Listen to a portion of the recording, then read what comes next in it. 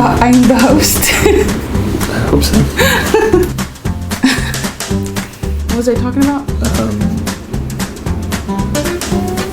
Oh, purity. You're the host. What am I? I have to think about it. You wanted to know our love story and how we started talking, how we started dating. So we're gonna go ahead and start this video. Do you remember the first time that you saw me? I do. Kind of a long story, but I'll keep it short for the sake of the video. Your church has an apostle, your mom and dad's church. They're under an apostleship. So Yeah. apostleship is where there's one man and he kind of is the leader of a whole bunch of churches, but they all have their different pastors. So we preached at a church and the power of God began to move, and I began to prophesy over the people towards the end. As the power of God was moving, it started going into the second service. The second service was a totally different church. The second church is the one who's under the apostleship that my wife's mom and dad is under now. And so they saw what was happening and I started praying over them somehow. I left. They invited me to their church the next Sunday.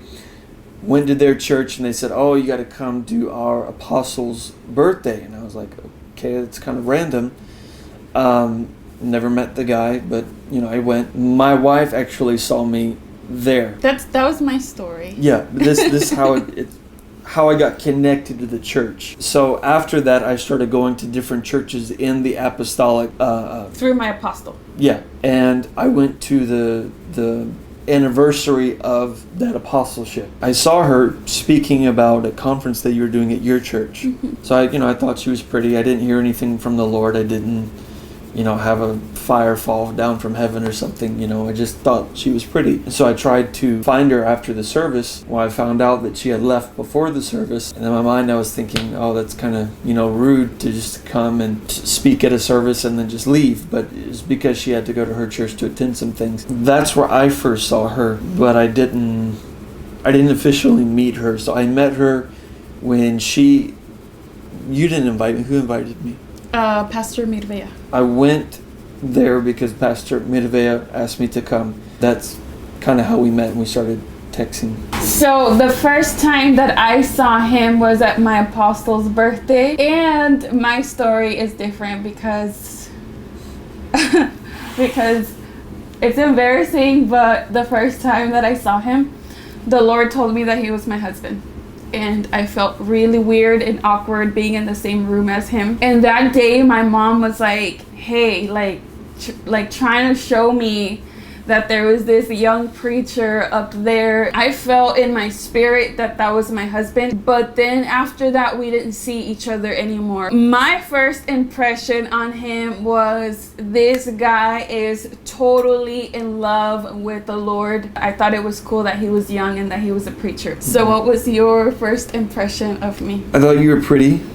I thought you loved the Lord. I mean, I don't know why else you'd be up there. That's particularly what I was looking for. I wanted a wife that would travel with me in ministry. I know it's harder, especially when you have kids, but I was willing to pay that kind of a price. So that's what intrigued me about her, was not only did she love the Lord, but she also loved to be in the ministry. I want to talk about how we were in the same place, plenty of times before we actually met.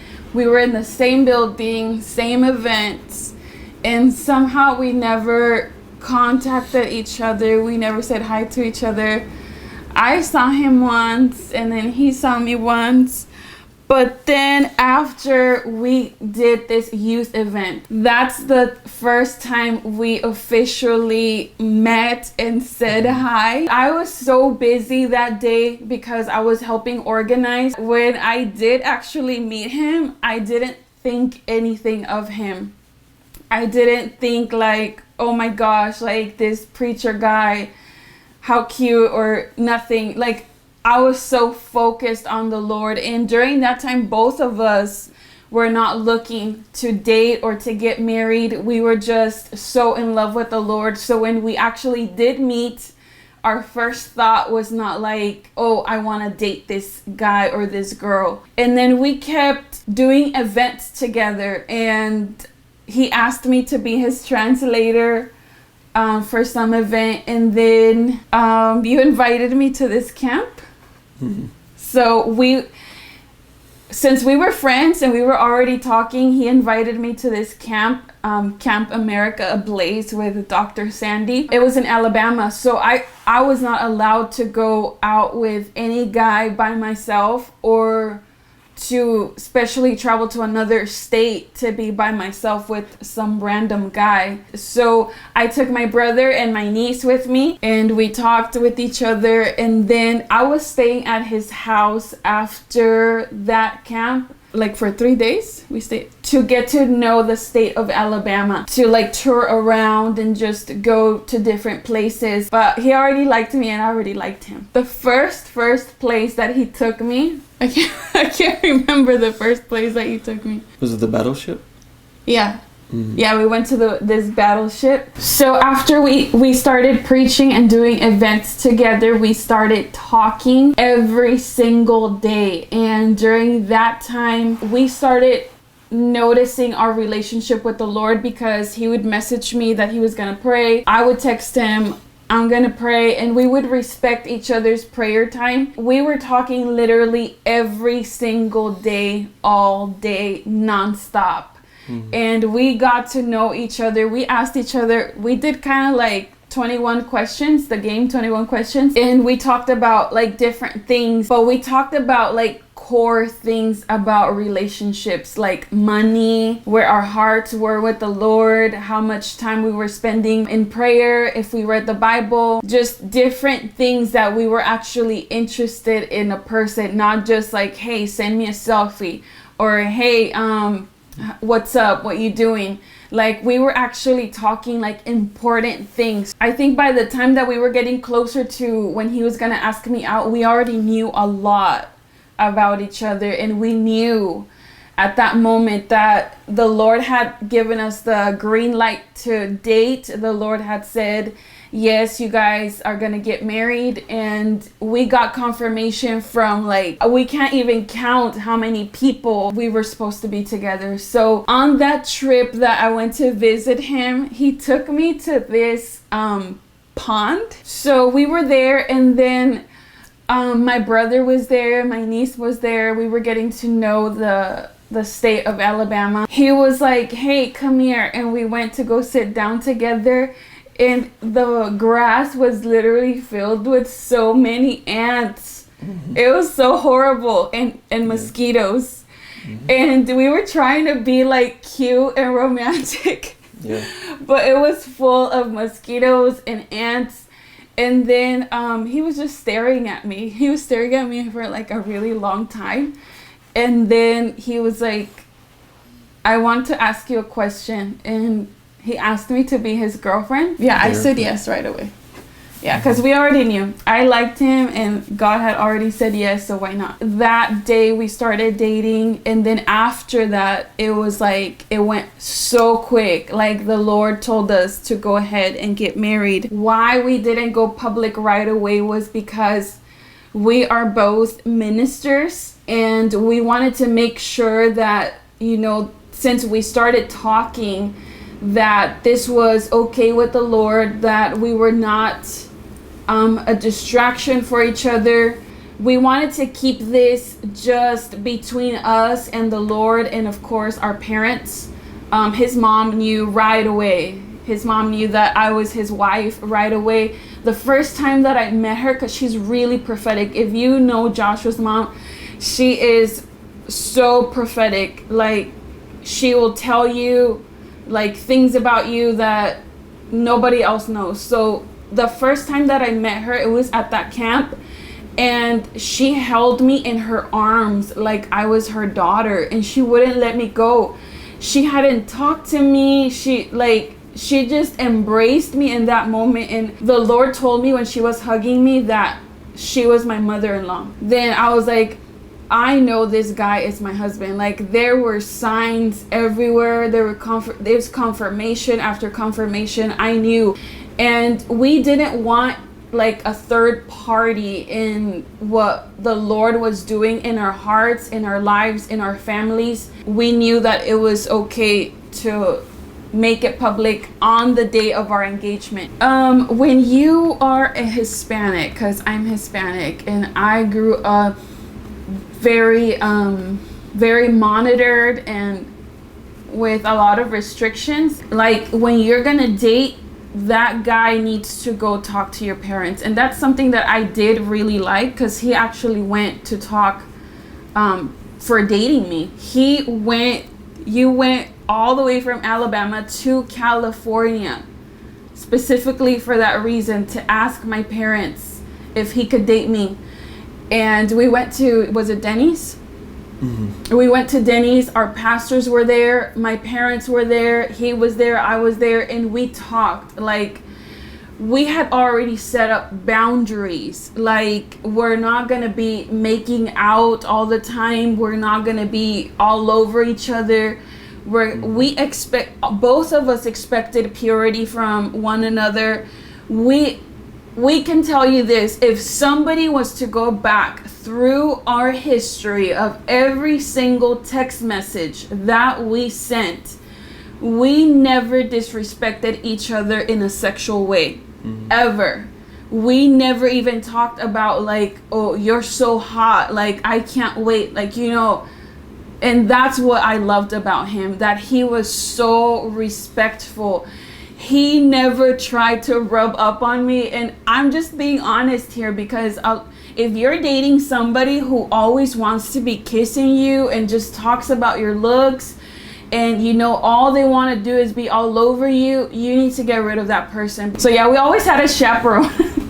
We had a chaperone with us, because we really did go to that extent where we wanted to make sure there was no space for the enemy in our relationship. We did not want to mess up. We knew we were not going to mess up, but we took every precaution, because I mean, the devil's the devil, and we are ministers, and we have a beautiful relationship with the Lord. Even since when we were single, we were living very pure. So we wanted to make sure every area was closed off. And so we had a chaperone with us all the time. We set boundaries for our relationship. So he really respected my family. He really respected the opinion of my parents, even though it was not easy dealing with Hispanic parents and dealing with the Hispanic family.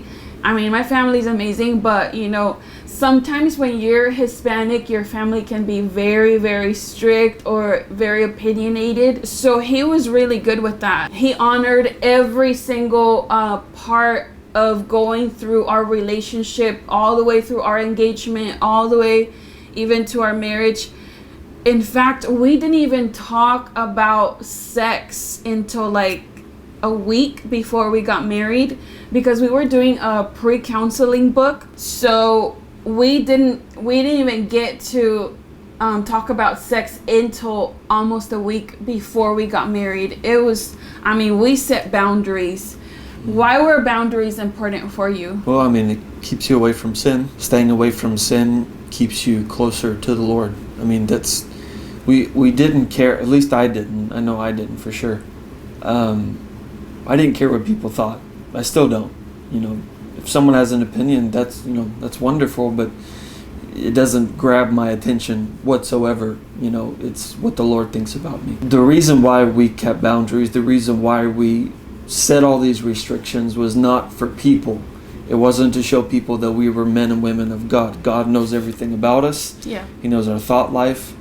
And if anything can prove that you're a woman or man of God, it's your thought life. We did it because we wanted to stay close to the Lord. Before we got married, and even now, we love God. We love His presence. We love our relationship with Him more than anything else. And we know that if we were to dab into things that we know is wrong, that relationship is broken. And that's not something that I was willing to risk, even if she said, you know, you gotta, you know, we have to have sex, and if you don't do it, I'm gonna not divorce, but I'm gonna break up with you. You know, I would have told her, you know, go ahead. I know that she would have done the same thing. I wouldn't have said that though. No, I know. Yeah. But you know, you would have broke up with me.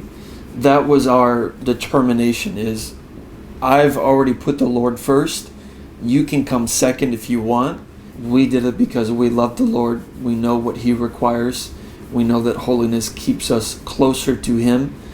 And you won't understand that unless you are close to the Lord. You won't understand the importance of holiness unless you're close to Him. And because we were and still are today, we know that we have to live a holy life. I'm going to just talk about 2 other things before we finish. We're going to talk about our differences and what we liked about each other. So I'm going to go first because I'm the lady. I like that he is the most patient person that I have ever met. He knows patient to a whole different level. That's one. Number 2, he is extremely loving. Even when he's upset, he's a very, very, very loving. And number 3, I like that he puts other people first, even when he's tired, even when he is very selfless. I could say like 10 things that I like about him, or even like 100, because I like a lot of things about him, but I like that he is patient, he is loving, and he is selfless. If you and I sit together to talk about him, I'm only going to say good things, because 99% of the time he is super awesome and super sweet to me. And that 1% is, when he gets human and he gets tired and hungry and he's going through on the floor. when you leave your socks on the floor. Honestly, I feel like he is super awesome. And 3 differences would be, he does not function without sleep, and he will be super, super quiet. And I would feel, at the beginning of our marriage, I would feel like there was something wrong with him, because he was really tired and he wasn't saying anything. He didn't really want to eat. And so that's how he is when he's super tired and he didn't get a good night rest. But I can function with like 2 or 3 hours of sleep. So there's been times... That's superhuman to me. Yeah. So there's been times where we are so opposite on that when we're traveling, I'm like super pumped and I want to look at everything, and he's just like super tired and he just wants to take a nap in the plane. Or even when we're home and we just did something like tiring and he didn't really get to sleep, he's quiet the whole day and I'm like talking and talking and talking. So that's one huge difference. I like to clean a lot, but I think it's a girl thing that we notice like the littlest things. And for me, leaving your socks on the floor is a big deal, but to him it's not a big deal. And it's not that he's a dirty person, because he's very clean. He showers, he shaves. He tries to keep his area like man clean, how men think it's clean. So that's why we're totally different in that area as well. Also, our culture. Our culture was a big deal when we were dating, because we think different. Most of our thought processes are from our culture, from what we grew up knowing. So when we were dating, we started noticing huge differences. The differences were not a deal breaker, because it was not sin and it was not things that the Bible goes against with. That's my side. So how about your 3 differences and 3 things you like about me? I liked that she likes ministry, and I've already talked about that just a little bit, but I really wanted someone that loved to do ministry, because that was just my whole dream. My whole vision of being married was to be side by side with my wife. But I really wanted someone who loved ministry, who understood ministry, that when I have to leave somewhere, or if she had to leave somewhere, that we would both have an understanding that the ministry is important. Not as important as family, but it is important to go out and do what God has called us to do. When we have kids, we're going to have understanding with one another. Okay, I realize you have to go, you have to do, and we've already done that before. It's hard, but we realize the importance of the calling of God. Yeah. And so that's one thing I like about her. Another thing is that she's clean. She loves to clean. Sometimes a little bit too much, I think. For example, she'll clean the house one day and then the next day she'll do it all over again. And in a man's perspective, I think, well, it's already clean. So I think it's a woman thing. The third thing is we have had moments, where we would argue or something, or had a disagreement about something, but she learns to not let her anger get the best of her. And so I think that we both have patience in that area, for sure. 3 things that were different. Culture is probably the biggest one. I think it was more of a shocker for you because for 5 years I traveled with my grandfather, and most of the churches we went to were Hispanic churches. I didn't know everything, but I knew most of it. I knew that Hispanics like to stay together. That is the Hispanic culture. That's for us. For my culture, it's different. What I love about the Hispanic culture is that because the family's so close, they respect one another. When they need a favor, it's gonna get done. When they need help with something, they're going to get help. That's another thing that I like, is that she's very attentive to her family. Just even when we first got married, the first couple of months were extremely hard for you. Yeah. Because you got homesick. You were used to... I cried. You remember all the conversations. You remember the children, waking up in the morning, waking everybody up. It's annoying at first, but then when it's not there anymore, you miss it. So I understood that. But because I had been around the Mexican culture, I was more understanding. So it wasn't as hard for me, it wasn't as big of a difference for me as it was for her. Yeah. The second thing that was a difference, the fact that she's a girl. I have 3 brothers, no sisters. My mom was... the only girl. Yeah, but she tried to be more like us. Not the respect of a girl, but I learned a lot of new things. What girls go through, their emotions, those are my differences. That was just a little bit about how we met, and we wandered off to other topics. We might even do how well do we know each other kind of video. This is just how we met. It's not like our whole story or our whole life. I hope you enjoyed this video. Please let us know what you would like for us to talk about next time. We just started sharing our life because we believe that it's beautiful to live with the Lord, to be married to somebody who loves the Lord. Marriage, any relationship, it's not easy, but with God, it is so enjoyable. It's so much easier. And we want to share that with all of our viewers. I hope you liked it. If you did, press like or comment in the comment section. Thank you for watching. Bye.